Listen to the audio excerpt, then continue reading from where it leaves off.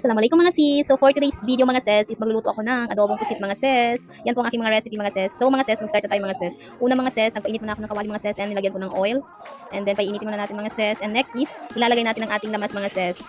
Una mga sis, ang ating garlic mga sis. Yan mga sis, halo-halo lang mga sis hanggang sa maging golden brown. And next po mga sis is isunod natin ang ating sibuyas mga sis.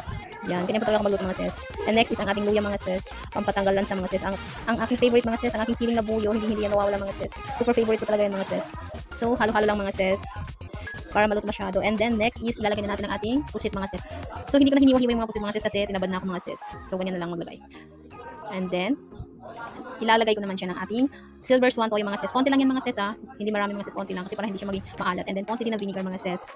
And then, isusunod ko ng aking sekreto mga sis, ang aking Mountain Dew soft drinks mga sis. Kasi yan mga sis, para lumambot siya mga sis. And then mga sis, tatakpan muna natin. And charan! Ang bilis diba? Forward muna natin mga sis.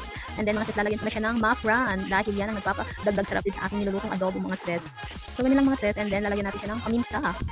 Yan, and then halo-halo lang mga sis. Ganyan po talaga ako magluto ng adobong pusit mga sis.